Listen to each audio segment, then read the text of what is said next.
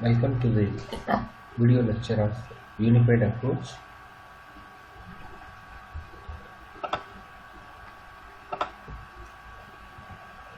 So today our agenda is to discuss the introduction of the Unified Approach, object-oriented analysis, object-oriented design, iterative development and continuous testing, the modeling based on the UML, the Unified Approach proposed repository, and the layered approach.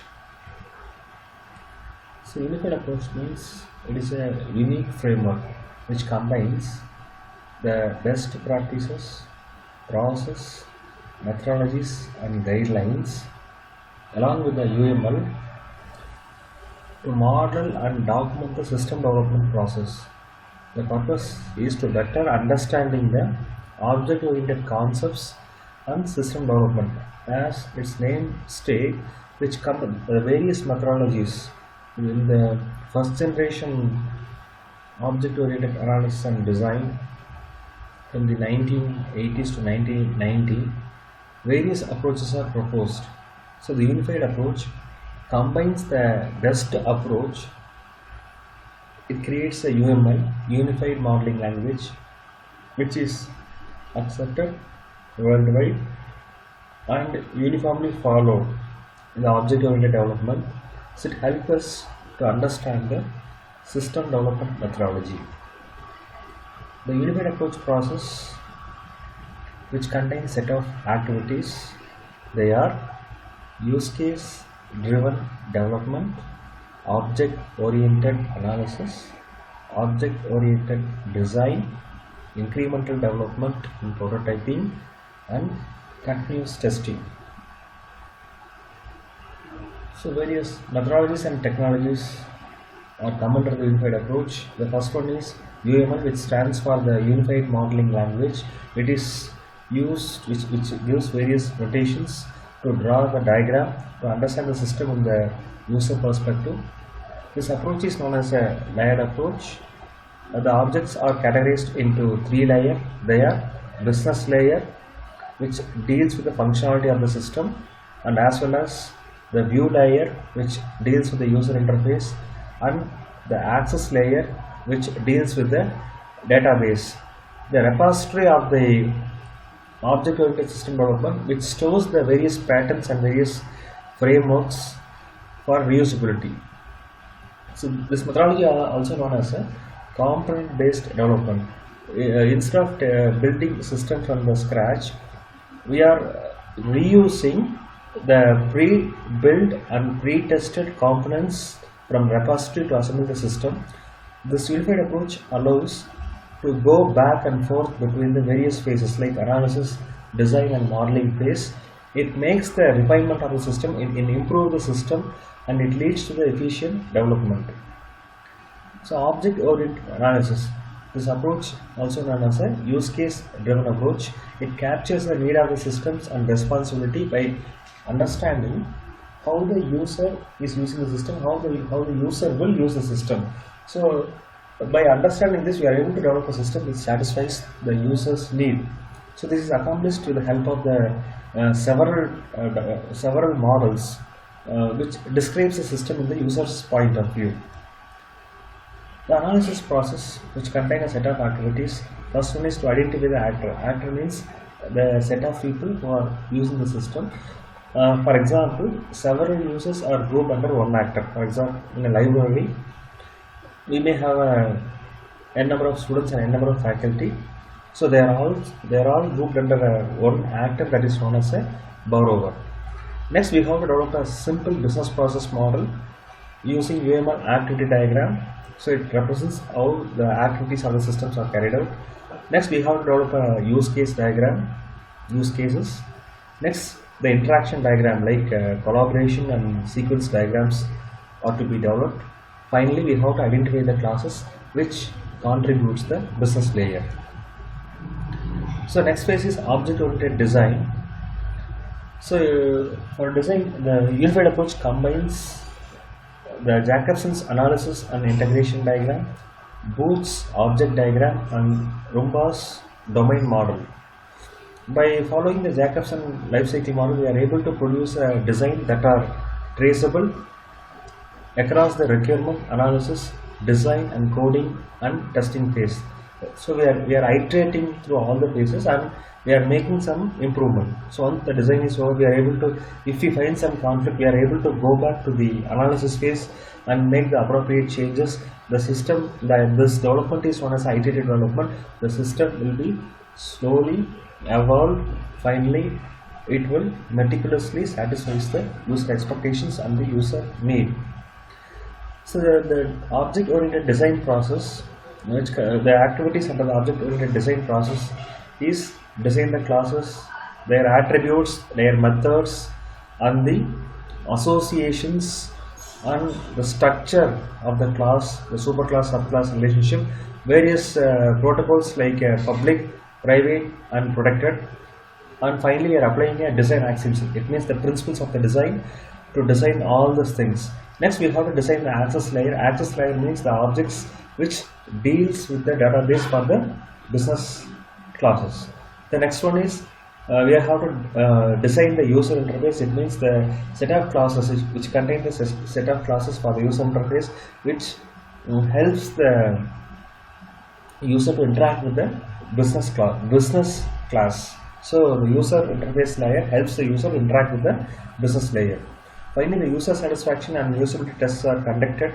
So based on the usage and use cases. So from the feedback, again the system is under the iterative development, and the design is refined until the satisfaction level is reached. Iterative development and continuous testing. The iterative development is the system is under the iterate and reiterate process until the system development is satisfied. That means the user expectation is satisfied. So testing uncover the weaknesses of the system and provide additional information to improve. Based on the information, the redesigning and reprototyping and testing activities are carried out until the results are satisfied. So modeling based on UML. So the UML is a combined effort of the three authors, Booch, Raumbaugh, and Jacobson. It is a universal language. UML stands for Unified Modeling Language. It is a universal language for modeling. It provides a set of notations to draw various diagrams to understand the user requirement. So UML describe and model the analysis and design phases. Actually, UML concentrates on the analysis and design phase of the system development.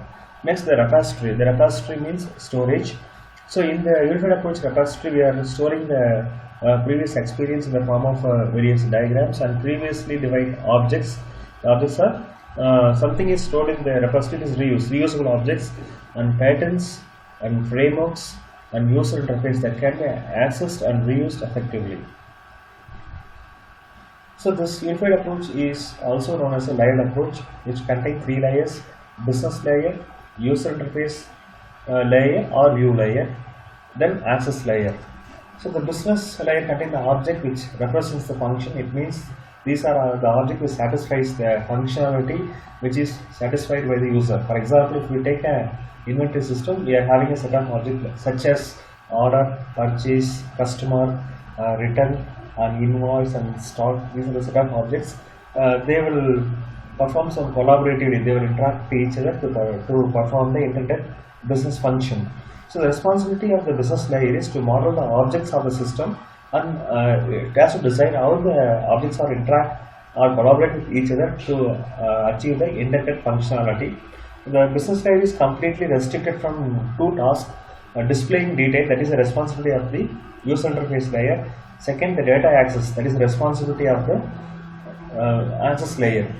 So business model capture the relationship as a static relationship and dynamic relationship. In a static relationship, the association and aggregation of the classes are discussed. In the dynamic relationship, the collaboration or interaction between the objects are finalized are shown in the dynamic relationship. Next, the user interface. The user interface contains the set of objects which the user interacts. Help the user to interact with the business objects. Then the object needs to manage and control the user interface. Two types of object: the object which is directly interact with the user, the interaction request is transferred to the business class. Then they are having a set of objects which manage and control the user interface itself. The responsibility of the user interface is responding to the user interaction. This layer translates the action by a user into an appropriate response to the business class. So user request, the user actions are transformed to the business layer. So the results are obtained from the business layer, again displayed to the user. For example, if you are going for if you are access a file menu, if you are having a set of menu items is displayed, there is a kind of user interaction which displays the set of items as a response. Second, displaying the business object. So the business objects are displayed in the user interface with the help of the user interface layer objects. Next, access layer. The access layer is directly deal with database such as various databases, files and mainframes and internet. They have two responsibilities. One is translate the request.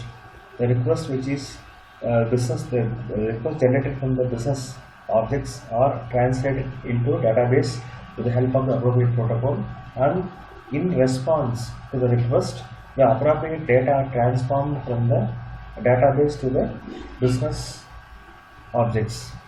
So this is the diagram of the three-layer architecture. This is central. This layer is known as a business layer, which contains set of business object, and the backend we are having a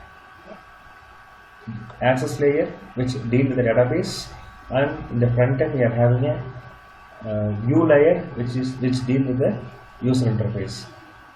This is the approach. So if you see if you go vertically, you will understand what kind of activities we are doing in the each phase of the analysis and design phase of the development. So in the analysis phase, we are fully concentrated on the business layer. So business objects are decided, their association and their structure and the method attributes are decided, and what are the objects are essential to achieve the intended functionality are decided in the analysis phase. So in the design and as well as prototyping as well as analysis phase, we are adding an additional object which is related to the access layer and view layer. So the access layer and view layer objects are added based on the business objects. So this is the architecture diagram of the entire unified approach.